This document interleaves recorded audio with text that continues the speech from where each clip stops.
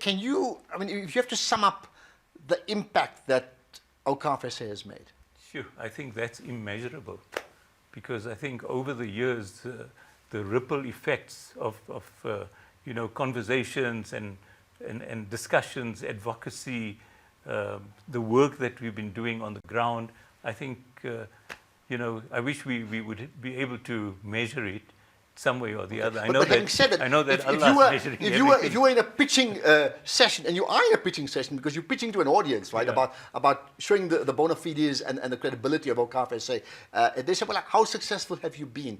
What would you tell them? Okay, so number one, I think we've had a fair measure of education, which still needs a lot more, and I think that's one of the major things that we're going forward to proliferate and to increase the education at all levels.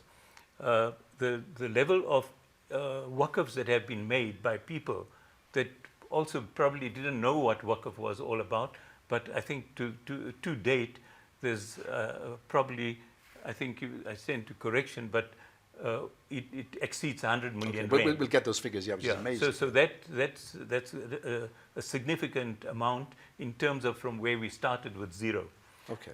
And of course, I think it's still growing. And on a personal level, when you reflect on the level of satisfaction, because, you know, we always talk about, you know, having a dream, having a vision, having the nia to then establish that vision in practical terms. So you were with 3 other colleagues, as you mentioned, some of them have passed on, right?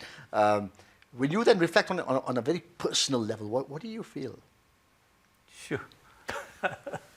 I think, look, it's a wonderful experience that we were able to, not myself, but as a team, were able to drive this and you know, relentless driving over the years. I don't think that anybody has a very, well, I think peaceful sleep, but not much sleep, you know. So we're working 24/7 to realize this dream. Well, you know, I mean, 2 weeks ago, I think it was World NGO Day, and the point being made was that NGOs worldwide, but particularly NGOs in South Africa, and if I called it the deputy government, you take on such a critical role in filling up those vacuums left by a government that sometimes underperforms. I mean, clearly, you're not the only one, but Awqaf SA has certainly done that, right?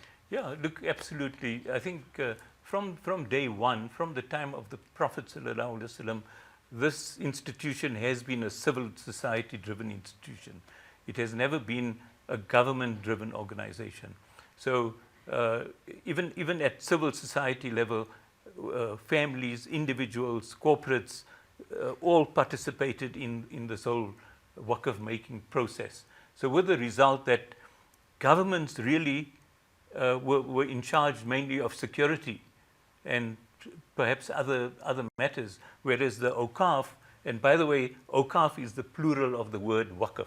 Okay, so the whole Awqaf sector spread like wildfire throughout the Muslim world.